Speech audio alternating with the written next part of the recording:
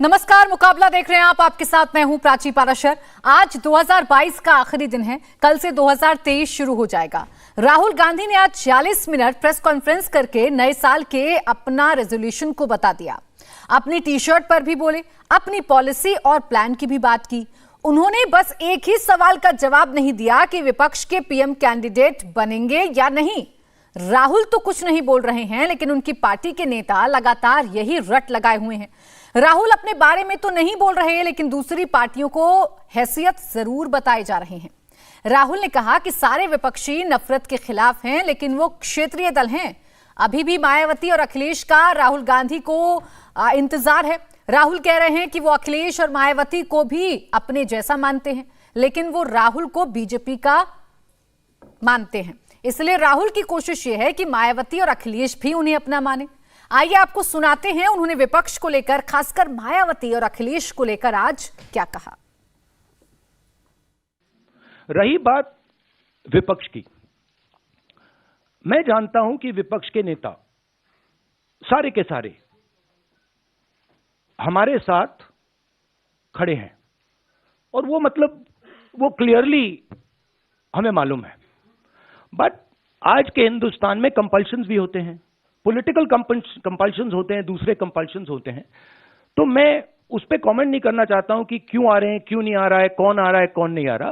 बस मैं ये कहना चाहता हूं कि भारत जोड़ो यात्रा के दरवाजे जो भी भारत को जोड़ना चाहता है उसके लिए खुले हैं, किसी को हम रोकने वाले नहीं हैं। दूसरी बात, विचारधारा में सिमिलैरिटीज होती हैं। देखिए, नफरत और हिंसा और मोहब्बत में सिमिलैरिटी नहीं होती है, डायमेट्रिकली ऑपोजिट चीजें हैं। मगर बहुत सारे लोग हैं, और उसमें से अखिलेश जी हैं, मायावती जी हैं, बहुत सारे लोग हैं जो मोहब्बत का हिंदुस्तान चाहते हैं, मैं जानता हूं, नफरत का हिंदुस्तान नहीं चाहते हैं। तो रिश्ता तो है उनके साथ, आइडियोलॉजिकल रिश्ता, और भारत जोड़ने का और नफरत को मिटाने का रिश्ता है। अब ये टैक्टिकल पॉलिटिकल फाइट नहीं रही, मतलब कि उसमें एक ग्रुप वहां आ जाए और एक ग्रुप मिलके बीजेपी को हरा दे। अब वो गाड़ी गई। क्यों? क्योंकि हिंदुस्तान का जो पूरा इंफ्रास्ट्रक्चर है, इंस्टीट्यूशनल फ्रेमवर्क जो है, अब वो एक विचारधारा के हाथ में है। ठीक है? और अब वो हिंदुस्तान की पॉलिटिकल स्पेस को पूरी तरह से डोमिनेट कर रहे हैं। अब उनको हराने के लिए एक विचारधारा की जरूरत होगी। और मैं ऑपोजिशन की बहुत रिस्पेक्ट करता हूं, और ऑपोजिशन के लोग मुझे बहुत अच्छे लगते हैं। और मगर मैं ये कहना चाहता हूं कि अगर आप समाजवादी पार्टी को देखें तो उनके पास एक नेशनल विचारधारा नहीं है। वो यूपी में जरूर उनकी पोजीशनिंग है और उसको उन्हें डिफेंड करना है, शायद उसलिए ना आए, बट नेशनल विचारधारा नहीं है। समाजवादी पार्टी का आइडिया केरला में नहीं चलेगा, कर्नाटक में नहीं चलेगा, बिहार में नहीं चलेगा।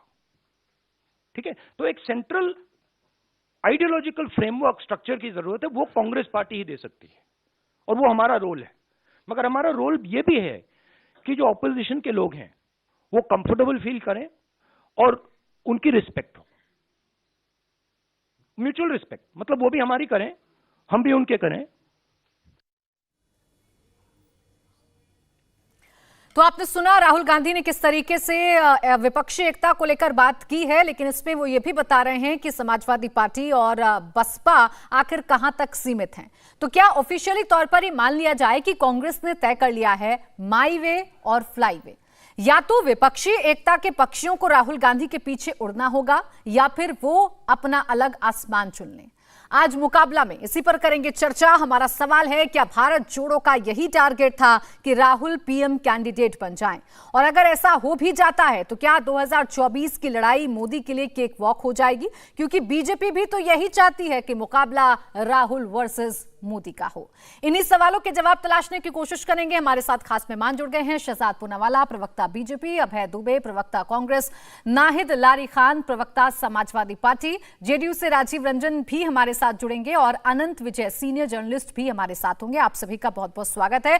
अभय दुबे जी, आपसे शुरुआत कर रही हूं। 2024 के लिए कांग्रेस एक ऐसी टीम नजर आ रही है उस टूर्नामेंट के लिए कि आपने कप्तान तो निश्चित कर लिया है, लेकिन आपके साथी प्लेयर्स कौन होंगे ये अभी डिसाइड नहीं कर पा रहे हैं। आप सिर्फ अभी डोरे ही डालते हुए नजर आ रहे हैं। राहुल गांधी जी ने हमेशा अपने वक्तव्यों में ये बात साफ कही है कि मोदी सरकार के खिलाफ आखिर नेतृत्व करेगा कौन? नेतृत्व करेंगे वो 15 करोड़ किसान परिवार जिनकी आमदनी का मोदी जी ने वादा किया था कि 5 साल में दोगुनी कर दूंगा, 27 रुपए प्रतिदिन रह गई। वो करोड़ों युवा, जिन 12 करोड़ युवाओं के रोजगार छीन लिए गए, वो नेतृत्व करेंगे इस लड़ाई में।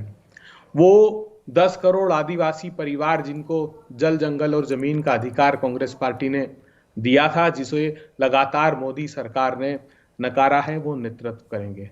नेतृत्व वो करेंगे अंतिम पंक्ति में खड़े हुए लोग जो न्याय की गुहार लगा रहे हैं और धन्ना सेठ जो 1002 करोड़ रुपए कमा रहे हैं। ऐसी सरकार के खिलाफ नेतृत्व देश की आम जनता करेगी और ये लड़ाई होगी प्रधानमंत्री नरेंद्र मोदी जी के नेतृत्व बनाम देश की जनता की। हाँ, कांग्रेस पार्टी, राहुल गांधी जी ने आज जो एक संदेश साफ दिया है देश में, उससे ये बात रेखांकित हो गई कि समूचा विपक्ष जहां जो मजबूत है वहां अपने नेतृत्व के साथ सामने आएगा और भारतीय जनता पार्टी की इस प्रजातंत्र को समाप्त कर देने की मंशा को समाप्त करेगा और एक अच्छा नेतृत्व देश को आने वाले समय में मिलेगा।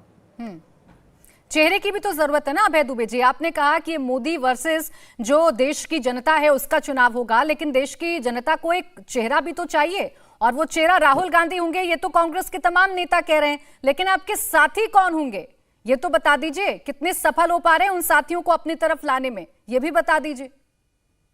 प्राची जी, जहां तक चेहरे का प्रश्न है तो वो भी राहुल गांधी जी मानते हैं कि चेहरे की राजनीति ने वर्तमान परिप्रेक्ष्य में इस देश को बहुत नुकसान पहुंचाया है। तो चेहरे की नहीं, नीति को नेतृत्व करना चाहिए और नीतियां वो हो जो अंतिम पंक्ति में खड़े हुए लोगों को न्याय दिला सके। आज इसी की तो लड़ाई है। काम को देखो, चेहरा ना देखो। चेहरों ने करोड़ों को लूटा, काम सच्चा और चेहरा झूठा। काम देखिए। हाँ, हम सब लोग पूरी आस्था के साथ, कमलनाथ जी सहित, ये चाहते हैं कि एक सत्यनिष्ठ नेता, एक न्यायप्रिय नेता, एक वो नेता जो सत्ता की भूख के आगे नहीं। कमलनाथ जी, ये बात तो रही राहुल गांधी की, ये बात तो रही राहुल गांधी की, जो आप तमाम सीनियर लीडर्स कह रहे हैं, आप भी कह रहे हैं, आपके तमाम वरिष्ठ नेता कह रहे हैं। लेकिन मेरा सवाल उन बाकी विपक्षी दलों को लेकर है जो आपके साथ बहुत ज्यादा नजर नहीं आ रहे हैं। भारत जोड़ो यात्रा का ही एग्जाम्पल ले लीजिए। यूपी में तो क्लियर ही नहीं है कि न्योता मिला है, न्योता नहीं मिला है। प्राची जी, देखिए, जहां राहुल गांधी जी ने अपने प्रेस कॉन्फ्रेंस में ये बात साफ कही कि जिन राज्यों में कांग्रेस पार्टी के साथ उन राजनीतिक दलों की लड़ाई विधानसभा के संदर्भित विषय में है, वो स्पष्ट रूप से अपना मत व्यक्त नहीं करेंगे। लेकिन राहुल गांधी जी ने साफ गोई ये दिखाई और कहा कि हाँ, हमारी ही तरह लाइक माइंडेड पार्टियां हैं। नीतीश कुमार जी हैं, तेजस्वी यादव हैं, स्टैलिन हैं, मायावती हैं, अखिलेश जी हैं, जो सब लोग आहत हैं एक साथ इस प्रजातंत्र को समाप्त करने का। नहीं, शायद आपने बयान नहीं सुना, फिर मैं बाकी मेहमानों के पास जाऊं उस पर और रिएक्शन दे दीजिए। आपने शायद बयान नहीं सुना अखिलेश यादव का। वो तो ये पूछ रहे हैं कि पहली बात तो मेरे पास न्योता आया नहीं है, आप लोग ही दिखा दीजिए जब पत्रकार उनसे सवाल पूछते हैं। और दूसरा वो ये भी कह रहे हैं कि कांग्रेस और बीजेपी तो एक ही है, तो कैसे आपकी विचारधारा एक हो गई? अखिलेश जी के विवेक पर वही जवाब दे सकते हैं। हमने राहुल गांधी जी के विवेक की बात की और उनकी स्पष्टवादिता की बात की। वो पूर्वाग्रह रखकर राहुल गांधी जी बात नहीं करते। हो सकता है अखिलेश जी ने अपनी सत्ता के समीकरण, राजनीतिक दृष्टिकोण से कोई जवाब दिया हो। राहुल गांधी जी इस बात के अभ्यस्त नहीं है, जो मन में है वो बात को व्यक्त करते हैं। नाहिद जी, बार बार न्योता मिल रहा है आपको सामने से, कांग्रेस की तरफ से। आप लोग तो यही नहीं बता पा रहे कि न्योता मिला भी है या नहीं मिला है। कांग्रेस कह रही है कि न्योता हमने दिया है, आप लोग कहते हैं कि न्योता अभी तक मिला नहीं है। पहले यही बता दीजिए इंडिया टीवी के दर्शकों को कि न्योता आपके पास आया कि नहीं। प्राची जी, सबसे पहले तो भारत जोड़ो यात्रा की हम लोग शुभकामनाएं देते हैं और देश के वरिष्ठ नेता माननीय अखिलेश यादव जी ने तो स्पष्ट कह दिया था कि भारत जोड़ो यात्रा से समाजवादी पार्टी का भावनात्मक रिश्ता है, भावनात्मक जुड़ाव है, और कोई इनविटेशन अभी तक तो मिला नहीं है। इसलिए इस पे कुछ कहना ज्यादा मैं चाहती नहीं हूं। लेकिन जो आप बार बार बात करी विपक्षी एकता की, मैंने देखा आपके उसमें टैगलाइन पे भी चल रहा है विपक्षी एकता की बात। अरे विपक्षी एकता की बात कहां कर रही हैं आप बात ये करिए कि भारत की एकता को तहस नहस कर रही है बीजेपी और आरएसएस। आप तो ये मानती है ना कि पूरे विश्व में भारत ही एकमात्र ऐसा देश है जो प्रेम और भाईचारगी का संदेश देता है, और इसको भी तहस नहस और खंडित करने में बीजेपी और आरएसएस लगी हुई है। आप ये समझे कि केवल देश के 10 करोड़ जनमानस ऐसे हैं जिनकी जेबें भरी हैं, बाकी 120 करोड़ जनमानस की जेबें खाली हैं, महंगाई से त्रस्त हैं, बेरोजगारी से त्रस्त हैं। मैं तो आपको ये कहती हूं कि आपको डिबेट 120 करोड़ जनमानस के मुद्दों को लेकर करानी चाहिए, तो आपकी टीआरपी बहुत ऊंची चली जाएगी। बिल्कुल आपको पूछना चाहिए कि टीआरपी की चिंता मत करिएगा। नहीं, हमारी टीआरपी की चिंता मत करिए, आप अपनी चिंता करिए, आप अपनी चिंता करिए नायक जी। और सवाल मेरा इस बात को लेकर है क्योंकि आपको जनता की चिंता है, आपको इस देश की चिंता है, तो इस देश को आगे तभी तो लेकर जाइएगा ना मैडम, जब आपके पास सत्ता होगी, जब आपके पास सिस्टम होगा। बातों से तो ये देश आगे जाएगा नहीं। और उसके लिए राहुल गांधी कह रहे हैं कि विचारधारा एक है, आप हमारे साथ आ जाइए। जाएंगे क्या? प्राची जी देखिए, आपने अभय दुबे जी को तो टोका नहीं, मुझे आपने एक ही मिनट में टोक दिया, 1 मिनट भी पूरा नहीं हुआ। अरे आपको ये सवाल आप पर्सनल नहीं होंगी मैडम, तो आपको टोका नहीं जाएगा। आप पर्सनल होंगी तो आपको बीच में जरूर टोका जाएगा। अच्छा ठीक है, आप बात तो करने दीजिए प्राची जी, 1 सेकंड बात तो करने दीजिए कि सवाल तो ये उठना चाहिए ना, इस पे डिबेट होना चाहिए कि 1100 रुपए का कैसे हो गया, 20 रुपए किलो का आटा 40 रुपए किलो का है, 30 रुपए लीटर पेट्रोल जो थे आज वो 90 रुपए लीटर हो गया। अरे नाई जी, आप शायद देखते नहीं है, मैं आपको फिर टोकूंगी, आप कहेंगे मैंने 1 मिनट में ही आपको टोक दिया। अरे इन मुद्दों पर भी चर्चा होती है, इन मुद्दों पर भी सवाल पूछे जाते हैं। अभी जो मुद्दा विपक्षी एकता का है उस पर जवाब दे दीजिए। जो खुला न्योता आपको कांग्रेस दे रही है बाहें खोलकर, आप उस न्योते को एक्सेप्ट कर रही है कि नहीं, ये बता दीजिए। राहुल गांधी आपके लिए विकल्प है कि नहीं है, चेहरा है कि नहीं 2024 में, ये बता दीजिए।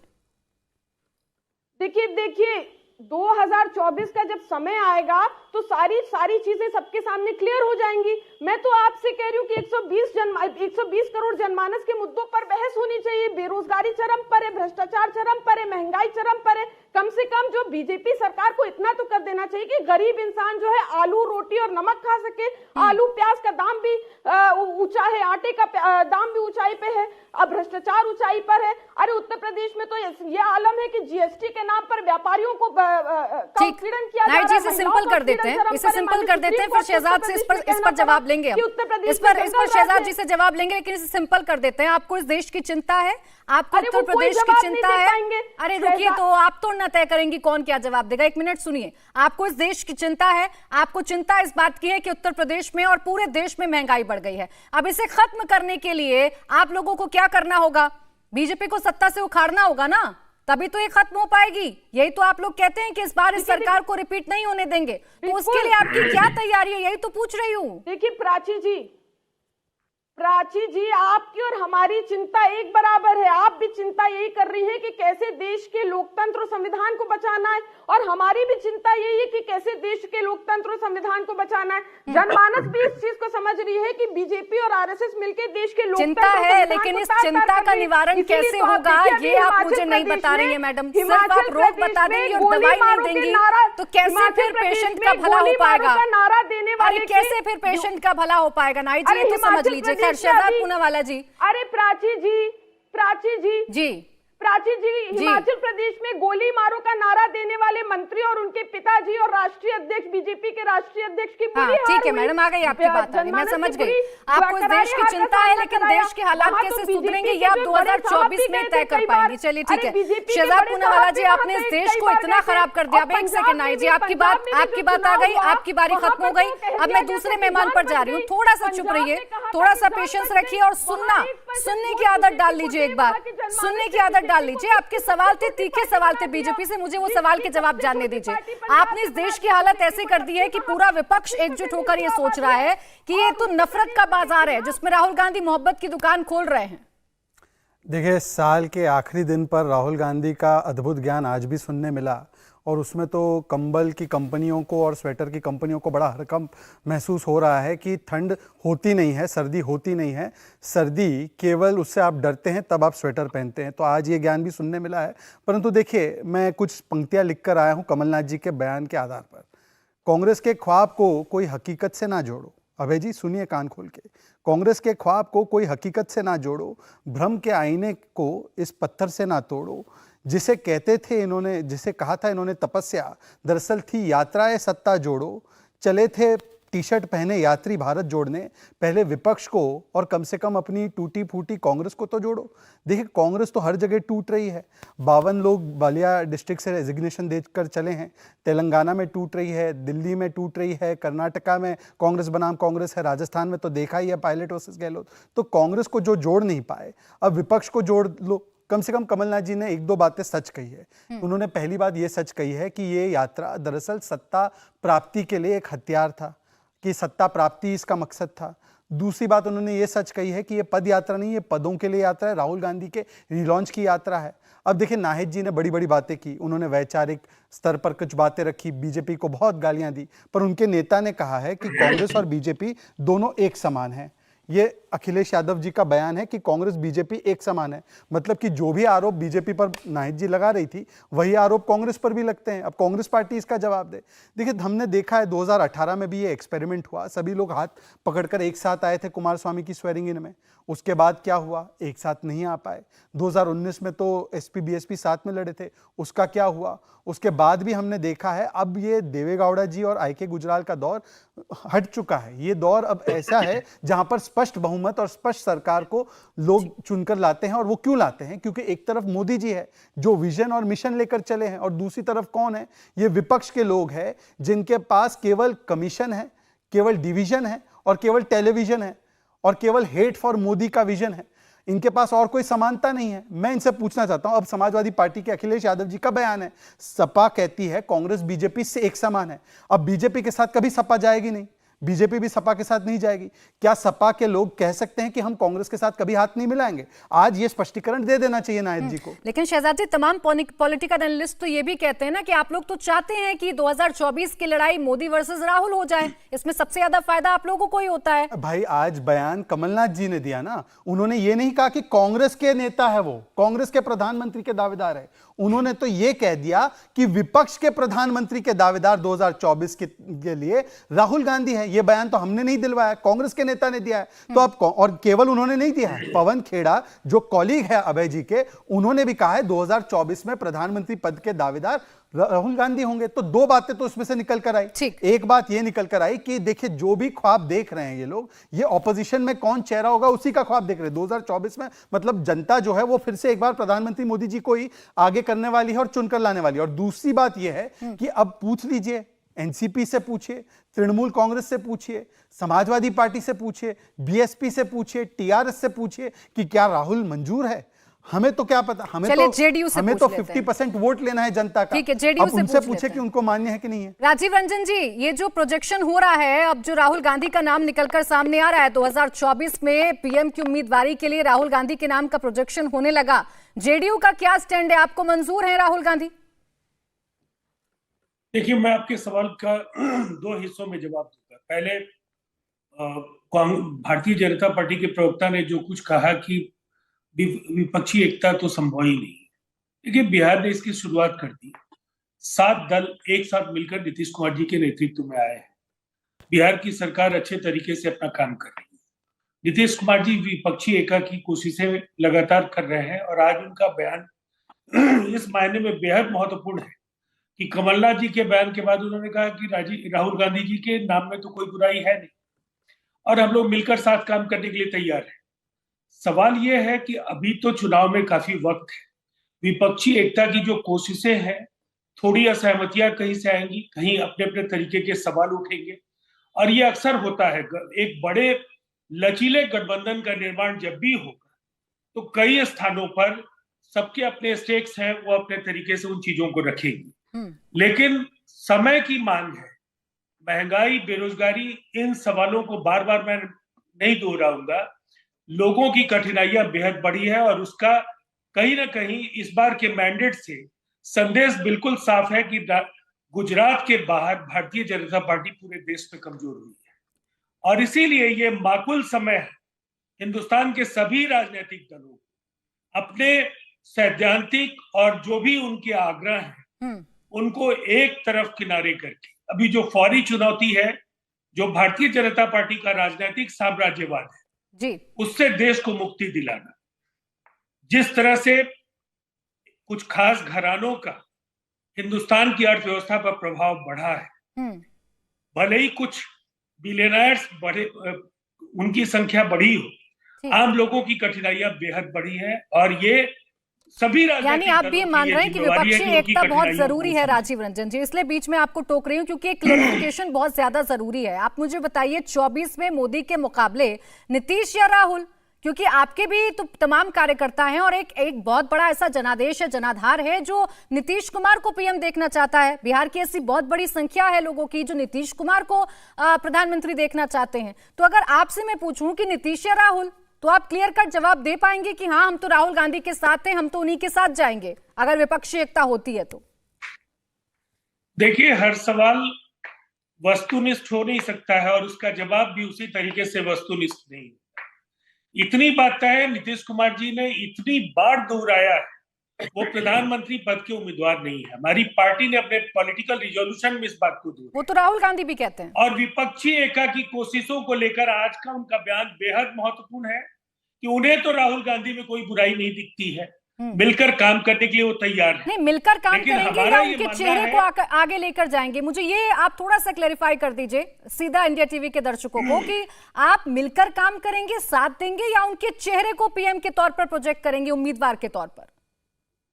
नहीं, मुझे ऐसा लगता है आपका थोड़ी जल्दबाजी में आपके सवाल है, और इन सवालों का जवाब मैं इतना ही कह सकता हूं कि एनडीए की ताकत कमजोर जरूर हुई है, लेकिन नरेंद्र मोदी जी और एनडीए को पराजित करने के लिए इस देश में कांग्रेस समेत तमाम विपक्षी दलों का एक राजीव जी, जल्दबाजी मुझे नहीं है, आप ही के नेता दिल्ली आए, विपक्ष को एकजुट करने की कोशिश की, राहुल गांधी अब बार बार विपक्ष को एकजुट करने की बात कर रहे हैं, कांग्रेस की तरफ से उम्मीदवारी को लेकर अब बयान आने लगे, तब जाकर मैंने आप लोगों से ये सवाल पूछा है। तो ये मेरी जल्दबाजी तो कतई नहीं है। अनंत जी, ये जिस तरीके की चर्चा चल रही है, सब कह तो रहे हैं बीजेपी को हराना है, सब कह तो रहे हैं कि इस देश में समस्या है, लेकिन एक पेज पर कैसे आएंगे, कब आएंगे, इसका इंतजार सबको है, और इस चर्चा से भी ये निष्कर्ष तो फिलहाल नहीं निकल रहा है।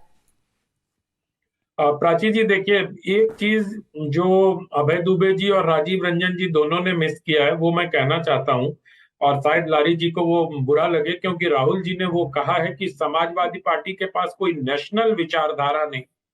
मैं उनके ही शब्दों को कोट कर रहा हूं। राहुल गांधी ने कहा उनकी विचारधारा नेशनल नहीं है, क्योंकि वो केरल में भी नहीं चलेगा, कर्नाटक में भी नहीं चलेगा और बिहार में भी नहीं चलेगा।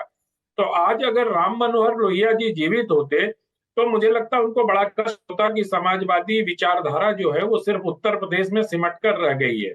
और जिस प्रकार से राहुल जी ने ये बात कही है वो मुझे लगता है कि वो उनसे फाउल हो गया है, क्योंकि समाजवादी विचारधारा देश के अन्य हिस्सों में न चले ऐसी बात, और बहुत स्पष्ट तरीके से उन्होंने कहा है कि नेशनल विचारधारा तो सिर्फ कांग्रेस के पास ही है, मतलब बड़े भाई की भूमिका में तो सिर्फ मैं ही रहूंगा। आप लोगों को अगर आना है तो आपको हमारे साथ ही आना पड़ेगा, हमारे पीछे पंक्ति में खड़ा होना पड़ेगा, क्योंकि राष्ट्रीय पार्टी और राष्ट्रीय विचारधारा तो हमारे ही पास है। इसके अगर शुरुआत करें और देखें, मतलब अखिलेश जी, तेजस्वी यादव, नीतीश, अरविंद केजरीवाल जी को नहीं भूलना चाहिए हमें। अरविंद केजरीवाल एक अभी राष्ट्रीय पार्टी बने और गुजरात में उनकी पार्टी ने अच्छा परफॉर्मेंस किया। क्या वो राहुल गांधी को अपना नेता मानेंगे? उनको तो अपना भविष्य दिख रहा है, वो कैसे चलेंगे वो देखने वाली बात होगी। अखिलेश जी भी मुझे लगता नहीं है कि अब जैसे अभी लारी जी कह रही है कि अभी तो न्योता ही नहीं मिला है, जबकि न्योते पर रिएक्शन, प्रतिक्रिया सब हो गया उस पर। मायावती जी के बारे में भले उन्होंने कुछ नहीं कहा, मोहब्बत और ये सब बातें जो जोड़ने की भारत की कर रहे थे वो उसमें उन्होंने फंसाया। मैंने बहुत गंभीरता से 2 बार उनके प्रेस कॉन्फ्रेंस को पूरा सुना राहुल जी ने जो शब्द बोले हैं उन शब्दों की व्याख्या करनी चाहिए कि आइडिया ऑफ इंडिया को लेकर आगे बढ़ना चाहिए, पर आइडिया ऑफ इंडिया किसका आइडिया ऑफ इंडिया, ये देखने वाली बात होगी। समाजवादी पार्टी का जो आइडिया ऑफ इंडिया है वो या समाजवादी विचार, या अगर आप दक्षिण भारत में जाए तो उनका आइडिया ऑफ इंडिया डिफरेंट है। अगर आप स्टालिन के आइडिया ऑफ इंडिया को बात करेंगे, और इन सब में 3 राज्यों में महत्वपूर्ण उपस्थिति दर्ज कराने वाले वाम दलों को के बारे में भी अभी स्पष्ट नहीं हो पाया, क्योंकि वाम दलों ने स्पष्ट कर दिया था कि वो कांग्रेस पार्टी के पास नहीं जाएंगे। तो फिर पश्चिम बंगाल में, त्रिपुरा में, केरल में यहाँ क्या होगा, ये सारे प्रश्न हैं। और मुझे लगता है कि जो विपक्षी एकता की बात कर रही है आज के डेट में, ये बातें मतलब ऐसा नहीं है कि जिस पर कोई ठोस बात की जा सके, लेकिन हाँ, एक चतुर राजनेता, एक कुशल राजनेता की तरह राहुल गांधी ने आज विपक्षी एकता का आरंभ अपनी ओर से किया है, हाथ बढ़ा के। लेकिन इसी हाथ बढ़ाने में जो उन्होंने कह दिया कि मैं तो बड़ा भाई हूं, आप सब लोग मेरे साथ आओगे, तब हम आगे चल के काम करेंगे। ठीक है अभय दुबे जी, जो बात आनंद जी कह रहे हैं कि आप हाथ तो बढ़ा रहे हैं, लेकिन हाथ बढ़ाने में आप ये भी बता दे रहे हैं कि मैं तो बड़ा हूं, मेरा चेहरा तो आगे रहेगा, आप लोग मेरे पीछे पीछे चलिए, चलना है तो चलिए, वरना फिर अपना अपना रास्ता देख लीजिए। देखिए प्राची जी, मेरा अनुरोध है कि वरिष्ठ पत्रकार अनंत जी को जब भी कोई पत्रकार देखे ना, चाहे वो कांग्रेस पार्टी की हो, भारतीय जनता पार्टी की हो, तो मन में कोई पूर्वाग्रह न रखें, तब देखना प्रारंभ करें। राहुल गांधी जी ने क्यों वक्तव्य दिया समाजवादी पार्टी के लिए? क्योंकि ये बात सच और स्वाभाविक है कि आज भी 18 प्रांतों में हमारे लोकसभा के प्रतिनिधि जीत कर आए, भारतीय जनता पार्टी के 24 या 25 प्रांतों में आए। तो एक व्यापक नेटवर्क कांग्रेस पार्टी का राष्ट्रीय परिप्रेक्ष्य में है, जो समाजवादी पार्टी का नहीं है। उनके मंतव्यों को समझिए। और बात पूनावाला जी ने कुछ पंक्तियां कही थी, तो मेरे अनुज है, बड़ा खूबसूरत भी दिख रहे हैं वो आज, तो मैं उनको भी बताना चाहता हूं भारत जोड़ो यात्रा के बारे में। रोज विघ्न पैदा करते हैं वो भारत जोड़ो यात्रा में। तो मैं राहुल गांधी जी के लिए कहता हूं, वो विघ्नों को गले लगाते हैं, कांटों में राह बनाते हैं। कौन विघ्न ऐसा जग में टिक सके जो राहुल के मग में? राहुल जब जोर लगाते हैं, पत्थर पानी बन जाते हैं, आपको भी पिघला देंगे वो। इतना प्यार उनके दिल में भरा है सभी के लिए, ना सिर्फ हम एक विचारधारा के लोगों के लिए। वो तो कोशिश कर रहे हैं कि आपकी विचारधारा को भी बदल दे राहुल गांधी। पूर्वाग्रह से मत देखिए।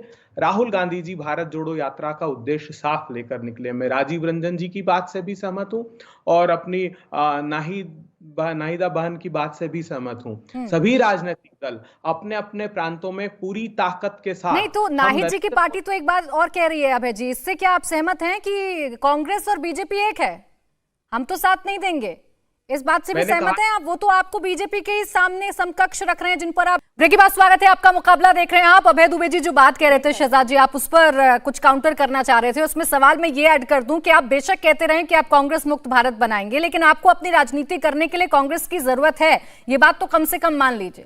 देखिए पहले तो मैं बता दूं कि जो मेरे भ्राताश्री ने अभी बोला है कि राहुल जो है विघ्न को पिघलाते हैं, पर समस्या कांग्रेस की यही है कि जहां विघ्न नहीं होते राहुल वहीं विघ्न जाकर बन जाते हैं।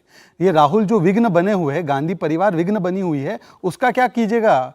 पहले तो इसका बयान इसका जवाब दीजिए। आप कहते हैं यहाँ पर अधिकृत प्रवक्ता के रूप में कि हमारा नेतृत्व जो है जनता करेगी, करोड़ों लोगों की जनता करेगी, परंतु कमलनाथ का जो बयान आया है कि वो कहते हैं कि राहुल गांधी विपक्ष के प्रधानमंत्री के दावेदार होंगे। तो क्या उनका बयान सही है या ये बयान गलत है? आप पहले वो क्लैरिफाई कर दीजिए। दूसरी बात, हमें कांग्रेस की कोई आवश्यकता नहीं है। कांग्रेस पार्टी जो है, कांग्रेस पार्टी की जो, अब मैं बात तो पूरी सुन लीजिए।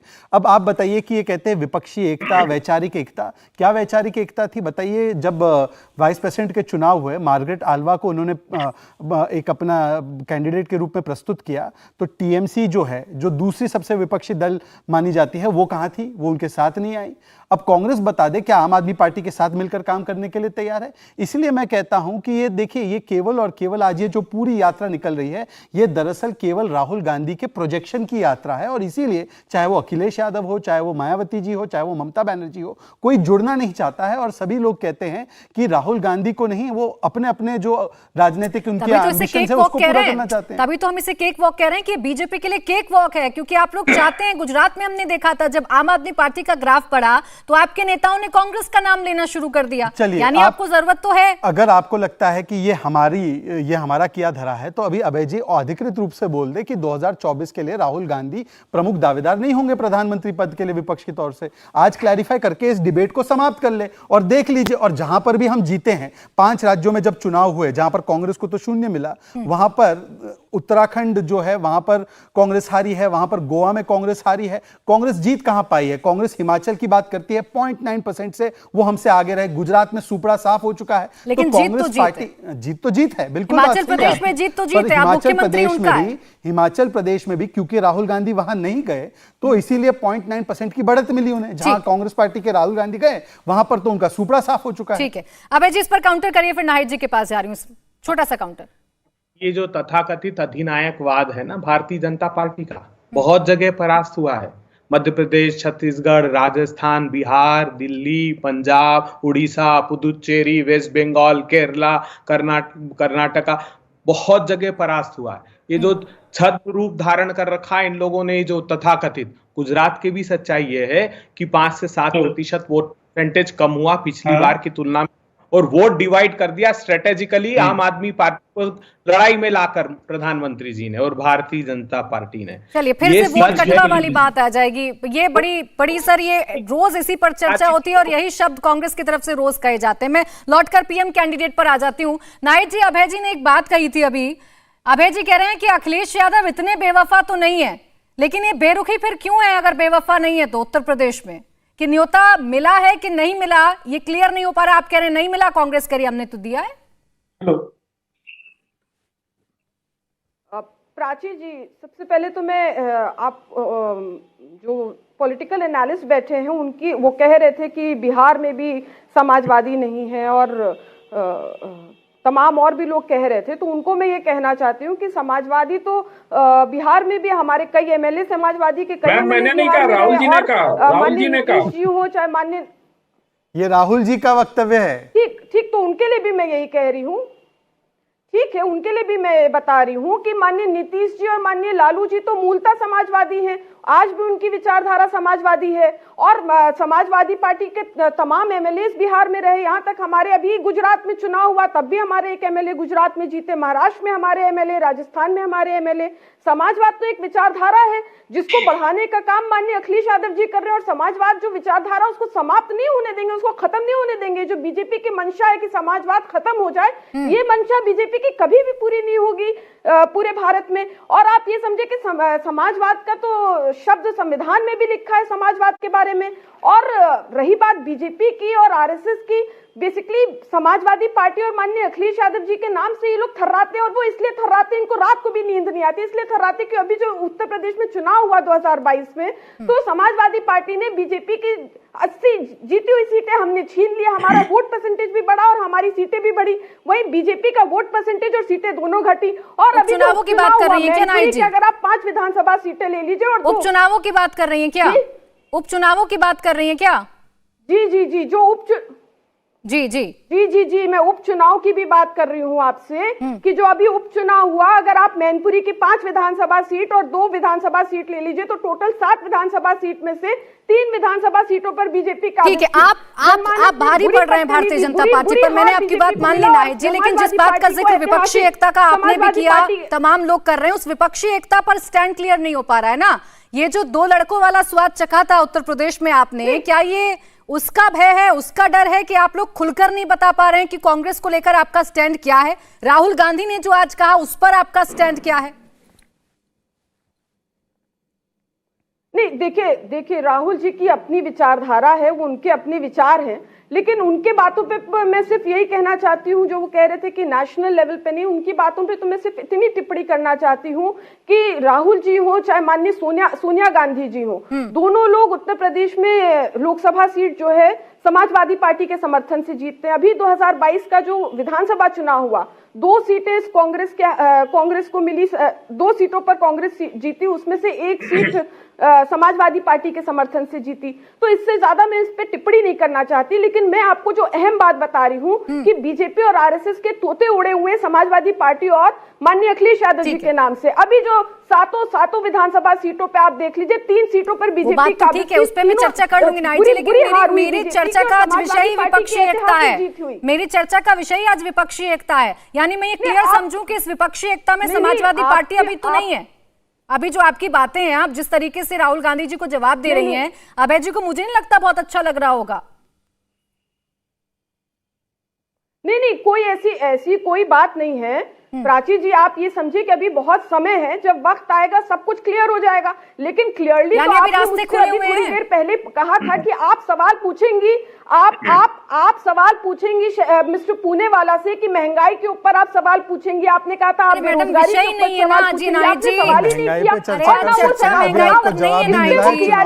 मैंने आपसे कहा कि महंगाई, बेरोजगारी, देश की जितनी समस्याएं उसको लेकर कई बार चर्चाएं हो चुकी हैं और आगे भी चर्चाएं होंगी, लेकिन आज विषय विपक्षी एकता को लेकर था और ये भी महत्वपूर्ण है 2024 के लिए। आप समझिए, केवल एक लाइन चाहता हूं मैं, केवल एक लाइन आपसे। एकता की जो बात कर रही हैं, तो विपक्ष, समूचा विपक्ष इन्हीं सब मुद्दों पर तो लड़ रहा है। अरे तो एक होगा कि नहीं, ये बता दीजिए एक लाइन में। अपनी आवाज उठा रहा है, चाहे महंगाई हो चाहे बेरोजगारी।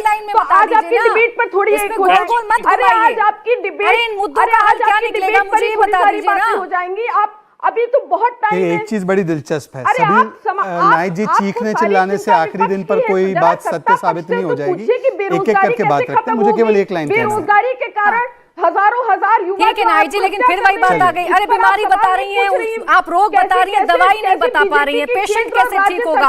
अब रुक जाइए नाइक जी, एक सेकंड जल्दी से शहजाद जी, फिर अभय जी, देखिए जल्दी से नाइक जी, एक second ma'am, please please please. आरक्षण समाप्त करने, ठीक है, आप आपके पास बहुत सारे मुद्दे हैं, पूरी लिस्ट है इन मुद्दों की, इस पर भी एक दिन चर्चा कर लेंगे नाइक जी। आपका गुस्सा ठीक है, मैं शहजाद जी के पास जाती हूँ। नाइक जी प्लीज प्लीज, बीच में नहीं। आरक्षण पे डंडे मारने, देखिए बड़ा, अरे इस पर कर लेंगे चर्चा। आप गोल गोल घुमा रही है मैडम, दर्शक देख रहे हैं, दर्शक देख रहे हैं नाइक जी, नाइक जी दर्शक देख रहे हैं कि आप विपक्षी एकता पर जवाब न देकर सिर्फ मुद्दों की बात करें। रुक जाइए अब एक मिनट, अब एक मिनट रुक जाइए शहजाद जी। समझ रहे हैं कि जिस तरह के सरकारी संस्थाओं लगातार बोलने से यदि आपकी सीटें भी बढ़ने होती, या आप यदि आपको लगता है कि इससे कुछ हासिल होना है तो लगातार बोलती रहिए। नौकरी का लाभ ना मिले आरक्षण के तहत। मुझे लगता है कि मैं अपनी एक लाइन में ही बात आप बताइए ना कि कैसे बीजेपी सवाल है उनके आपसे बहुत सारे। सरकारें क्यों प्राइवेटाइजेशन कर रही है सरकारी संस्थाओं, वो चुप रहेंगी तब तो मैं कुछ बोलूं। अरे नाइक जी, अगर सवाल पूछे तो 2 मिनट के लिए शांति तो धारण करिए ताकि उन सवालों के जवाब आपको मिल जाएं। अभय जी भी इंतजार कर रहे हैं, अभी राजीव रंजन जी भी इंतजार कर रहे हैं। समाजवादी पार्टी बोलती रहेगी क्या विपक्षी एकता में?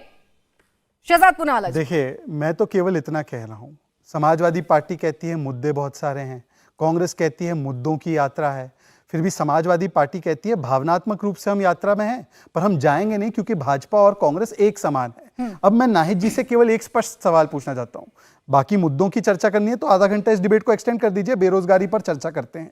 पर अखिलेश जी ने कहा है कि कांग्रेस और भाजपा एक समान है। नाहिद जी समझा दे इस बात का मतलब क्या है, या नाहिद जी बोल दे कि अखिलेश यादव गलत है। या तो वो कहें कि मुद्दों पर भाजपा और कांग्रेस एक समान है, या तो वो कह दे कि नहीं ये बात जो कही अखिलेश यादव जी ने गलत है। पहले नाहिद जी इस बयान का, इस वक्तव्य का मतलब तो समझा दे। अभय जी मैं आ रही हूं, फिर राजीव जी आपके पास भी। देखिए भारतीय जनता पार्टी का दम्भ और अहंकार इस बात से स्पष्ट हो जाता है कि 2 बड़े प्रांतों में देश में अगर देखें तो गुजरात और उत्तर प्रदेश को छोड़कर बाकी सारी हथकंडों से हथियाई हुई है भारतीय जनता पार्टी की सरकार है। बैसाखियों पर चल रही है भारतीय जनता पार्टी की सरकार है, और साझा रूप से चुनाव लड़ने का सबसे बेस्ट एग्जाम्पल बिहार है। प्रचंड बहुमत से मोदी सरकार 2014 में जीत कर आई थी, लेकिन बिहार में तीनों प्रमुख दल साथ हुए और भारतीय जनता पार्टी का सुपड़ा साफ हो गया। जो जितने समान विचारधारा के दल हैं आज इस बात को साफ समझ लें कि हम सब लोग एक साथ आएंगे तो देश की जनता के लिए न्याय लेकर आएंगे, नहीं तो धन्ना सेठों की सरकार। तो अभी आपने नाहिद जी को सुना ना, आज जो राहुल जी ने कहा प्रेस कॉन्फ्रेंस में, उसको लेकर नाहिद जी कह रही हैं कि आप कैसे समाजवादी पार्टी को इतना कम आंक सकते हैं, आप कैसे उसे यूपी तक सीमित कर सकते हैं, उनके पास लिस्ट है कहां उनके विधायक हैं। अब ठीक है, सभी राजनीतिक दलों को अपना पक्ष रखने का अधिकार है, हम उससे इनकार नहीं करते। राहुल गांधी जी ने जो संदर्भों का प्रयुक्त किया है वो इसी संदर्भ में था कि एक व्यापक राजनीतिक बड़ा राजनीतिक दल कांग्रेस पार्टी है और उस अम्ब्रेला के लिए के साथ सभी को बड़ा है तो बड़े भाई की भूमिका वही निभाएगा, चेहरा उसका आगे रहेगा। राजीव रंजन जी, लड़ाई तो चेहरे को लेकर ही है। अभी समाजवादी पार्टी की जो प्रवक्ता यहाँ पर बैठी है उनकी बातें भी आपने सुन ली। मैं आपसे भी डायरेक्ट सिर्फ एक क्लियर कॉमेंट चाह रही थी सर। आप ये तो कह रहे हैं हम साथ चलेंगे, लेकिन क्या चेहरा राहुल गांधी का ही होगा, ये आपको मंजूर है? ये बता दीजिए बस। नहीं, हमें तो कोई एतराज है ही नहीं है। हमारे नेता नीतीश कुमार जी ने जब कहा तो उसके बाद मेरे किसी भी बयान का कोई औचित्य नहीं रह जाता। लेकिन मैं दूसरी बात कह रहा हूं, इस देश के संघीय ढांचे को देखते क्षेत्रीय दलों का राष्ट्रीय दल के साथ मिलकर अगर वो एक चुनौती वो प्रस्तुत करते हैं तो निसंदेह एक बड़े फेरबदल के लिए परिस्थितियां पैदा हों। बड़े दल को भी उदार होना होगा और क्षेत्रीय दलों को भी राष्ट्रीय परिप्रेक्ष्य में जो भूमिका है एक बड़े दल की उसको समझना होगा। और मुझे लगता है अभी समय है, अभी राहुल जी ने जो बातें कही एक बड़े पर्सपेक्टिव में उन्होंने कांग्रेस के नजरिए को रखा, लेकिन मैंने 89 का जिक्र क्यों किया? एक तरफ लेफ्ट था, एक तरफ बीजेपी थी और वो अलायंस बना।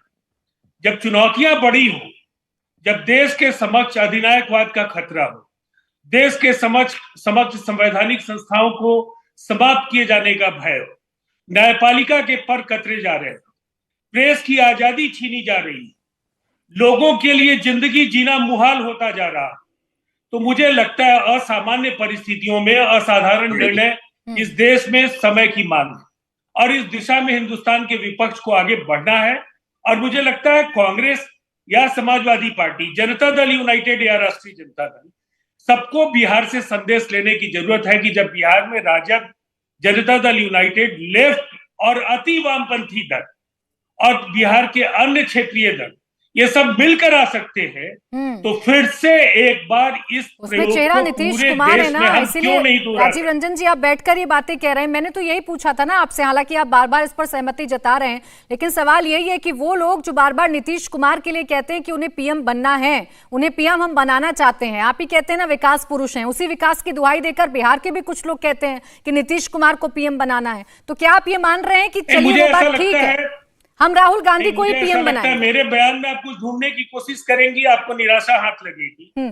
पार्टी का अधिकारी के स्टैंड मैंने आपको बता दिया है आप और राहुल नीतीश के कुमार साथ जी का ताजा बयान भी इस सिलसिले में आपके सामने। कोई इफ नहीं, कोई बट नहीं, आप सिर्फ राहुल गांधी के साथ है। चलिए, जेडीयू का समर्थन तो कांग्रेस को मिल रहा है। अनंत जी, जेडीयू का समर्थन तो मिल रहा है, लेकिन जैसा अभी राजीव रंजन जी भी कह रहे थे कि जब एक साथ तमाम पार्टियां चलती हैं तो बड़ी पार्टी को भी थोड़ा बड़ा दिल दिखाना पड़ता है। ये मुश्किल क्या पैदा होगी आगे चल के इस गठबंधन में या विपक्षी एकता की जो हम बात कर रहे हैं उसको लेकर? बिल्कुल होगी, क्योंकि राहुल जी ने आज ये भी स्पष्ट किया अपने प्रेस कॉन्फ्रेंस में, उन्होंने स्पष्ट रूप से ये बात कही कि जो पॉकेट्स की लड़ाई थी, मतलब उनका इशारा साफ तौर पर क्षेत्रीय दलों की ओर था। उन्होंने कहा कि क्षेत्रीय दलों का अलग अलग मुकाबला करने का दौर, उन्होंने कहा कि गाड़ी निकल चुकी है अब वो, तो इसका मतलब वो क्षेत्रीय दलों के अलग अलग चुनाव लड़ने या अलग अलग नेतृत्व को भी नकार रहे हैं परोक्ष रूप से। अगर between the lines Rahul Gandhi के बयान को समझा जाए या उनके प्रेस कॉन्फ्रेंस को समझा जाए, तो वो आज स्पष्ट रूप से कह रहे हैं कि हम सब, मतलब क्षेत्रीय दलों का दौर समाप्त हो चुका है, गाड़ी निकल चुकी है, अब कांग्रेस पार्टी को कोऑर्डिनेट करना पड़ेगा। उनका जो वक्तव्य उसमें उन्होंने शब्द उपयोग किया है कि विपक्ष को कोऑर्डिनेट करते हुए रणनीति बनानी पड़ेगी। तो वो जो रणनीति बनाएगी, उस रणनीति के केंद्र में राहुल गांधी ने आज बहुत अच्छे तरीके से कांग्रेस पार्टी की और अपनी पोजीशनिंग की है। और हर राजनेता को यह अधिकार होना चाहिए कि वो अपनी विचारधारा को, अपनी पार्टी को और स्वयं को केंद्र में रखते हुए आगे बढ़े। लेकिन जब आप स्वयं को आगे बढ़ाते हो तो राजनीति में ये बहुत ध्यान रखना पड़ता है कि दूसरे आहत ना हो। लेकिन उनके आज दो बयान बड़े आहत करने वाले हैं। एक तो समाजवादी पार्टी को ये कहना कि वो उत्तर प्रदेश तक सिमटी हुई है, उनकी कोई नेशनल आइडियोलॉजी नहीं है, और दूसरी कि पॉकेट्स में लड़ाई नहीं लड़ सकते क्योंकि वो गाड़ी तो अब निकल चुकी है। तो इन चीजों को देखते हुए प्राची जी, अगर आप अपने ही डिबेट्स को देखें तो जिस तरह से नाहिद लारी खान जी बोल रही हैं, और उनसे मुझे लगता है कि अभी समाजवादी पार्टी के दिल में इस विपक्षी एकता को लेके कुछ उस तरह का सद्भाव अभी पैदा नहीं हो पाया जैसा नीतीश कुमार जी के पास सद्भाव, नीतीश कुमार जी जिस तरह की सद्भावना दिखा रहे हैं। लेकिन आपको तो आने वाला समय में बताएगा। अभी कल ही शायद पटना के मेयर का इलेक्शन हुआ है, वहां तो भारतीय जनता पार्टी जीत गई, वहां तो तमाम विपक्षी दल एक साथ जुड़े हुए थे। तो ये सारी चीजें अभी आने वाले समय में स्पष्ट होगा कि क्या नतीजा निकलता है। भविष्य की गोद में है इन तमाम सवालों के जवाब, अनंत जी, जो बातें आप कह रहे हैं। लेकिन अभय जी देखिए, अब एक सवाल जो बड़ी ही तेजी के साथ आगे बढ़ रहा है आपकी इस भारत जोड़ो यात्रा के साथ। आपने शुरुआत की थी, आपने कहा था कि इसका कोई भी पॉलिटिकल एजेंडा नहीं है, इसका चुनावों से कोई मतलब नहीं है। लेकिन जैसे जैसे ये यात्रा आगे बढ़ी, जैसे जैसे इस यात्रा ने अपने 100 दिन पूरे किए, अब सवाल ये खड़ा होने लगा है कि क्या ये यात्रा राहुल गांधी के प्रोजेक्शन के लिए थी, उन्हें पीएम उम्मीदवार के लिए प्रोजेक्ट करने के लिए थी? गलत तथ्य भरोसा है और आपने उनको बोलने की इजाजत दे दी। बिहार में चुनाव राजनीतिक दलों के रिश्ते के आधार पर नहीं हुए। ठीक है राजीव जी, ठीक है। अभय जी देखिए प्राची जी, मुझे तो आनंद नहीं, आप स्वीकार कर लीजिए अनंत विजय जी, आप लगातार अपने तरीके से सुगर कोटेड आपके एनालिसिस में जो चीजें हैं हम लोग समझ सकते हैं, लेकिन अंतिम में आपने तथ्यात्मक भूल की है और बिहार के चुनाव किसी राजनीतिक दल की प्रतिबद्धता के आधार पर नहीं हो। ठीक है। मेयर किस पार्टी का जीता है राजीव जी? मैंने आपको कहा ना, बिहार में चुनाव किसी दल की सदस्यता के आधार पर बिहार के चुनाव नहीं हो रहे हैं और यह आधिकारिक बयान है। आप एक जर्नलिस्ट हैं, आपको आधिकारिक बयान की अहमियत समझनी चाहिए। चुनाव में राजनीति में कब क्या होता है ये तो खैर मुझे आपको बताने की जरूरत नहीं है। प्राची जी, मैं भी बहुत अच्छा समझता हूँ, आप तकनीकी तौर पर हो सकता है सही हो। जी की बात की तस्दीक कर रही हैं। मैं किसी की बात की कोई तस्दीक नहीं कर रही हूँ सर, आप मुझ पर घूम के मत आइएगा। अभी अभय जी को बात करने दीजिए, उन्होंने विपक्षी एकता की बात कही है, उनकी सुन लीजिए। आप ही ने कहा ना बड़े भाई हैं तो बड़े भाई की बात सुनिए जरा। अभय जी, ये सवाल अब बहुत पूछा जा रहा है कि क्या भारत जोड़ो यात्रा का मकसद राहुल गांधी की रीलॉन्चिंग था? देखिए, यहाँ पर समाजवादी पार्टी के प्रतिनिधि भी हैं, जनता दल यूनाइटेड के भी हैं, कांग्रेस के भी हैं, और विडंबना देखिए कि सबसे ज्यादा आहत अनंत विजय जी हैं, उसके बाद शहजाद पूनावाला जी हैं। तो उनका इंक्लिनेशन आपको समझ में आएगा कि किधर है अनंत विजय जी का। अनंत विजय जी प्रेस कॉन्फ्रेंस जो राहुल गांधी जी ने की है उसको ये समझने की कोशिश की है। उन्होंने कहा कि जब प्रादेशिक स्तर पर चुनाव होते हैं तो राज्यों की जो पार्टियां हैं, क्षेत्रीय दल जो हैं, उनका स्वाभाविक है कि अपने राजनीतिक दल की तरफ झुकाव होगा और कांग्रेस पार्टी से जहां सीधा मुकाबला है वहां उनका इंक्लिनेशन अपनी पार्टी की तरफ होगा। लेकिन जब राष्ट्रीय परिप्रेक्ष्य में हम जो चुनाव लड़ेंगे तब राहुल गांधी जी ने कहा है कि गाड़ी निकल गई है और सबको साथ आने की आवश्यकता है। तो प्रादेशिक स्तर पर अलग संदर्भों में बात की और राष्ट्रीय परिप्रेक्ष्य में। आप तो पत्रकार हैं, कम से कम इन मंतव्यों को आपको समझना चाहिए। मगर ठीक है शहजाद, मेरे सवाल का जवाब हाँ या ना, ये राहुल गांधी जी की रिलॉन्चिंग थी या नहीं? राहुल गांधी जी की दृढ़ इच्छा शक्ति पूरा देश पहले दिन से मानता है। ये भारतीय जनता पार्टी को इन गढ़े हुए अभिनय से भरे हुए शब्दों को व्यक्त जी, गढ़े हुए अभिनय क्यों करते हैं आप बार बार? देखिए, समय समाप्त हो रहा है तो एक ही शेर अर्ज करूंगा आखिरी कि ख्वाब होते हैं देखने के लिए, उनमें मगर जाकर रहा ना करो। राहुल गांधी जी को ये याद रखना होगा कि आज जो है उनके नेतृत्व में कोई साथ आने के लिए तैयार नहीं है और कांग्रेस पार्टी खुद आज एक राष्ट्रीय दल है या एक क्षेत्रीय दल बनकर सिकुड़ कर रह चुकी है, वो उनको देखना होगा। वक्त मेरे पास खत्म हो गया। बहुत बहुत शुक्रिया आप सभी खास मेहमानों का हमारे साथ इस चर्चा में जुड़ने के लिए। इंडिया टीवी हर वक्त हर जगह डाउनलोड करने के लिए सर्च करें India TV news Google play store या ऐप स्टोर पर।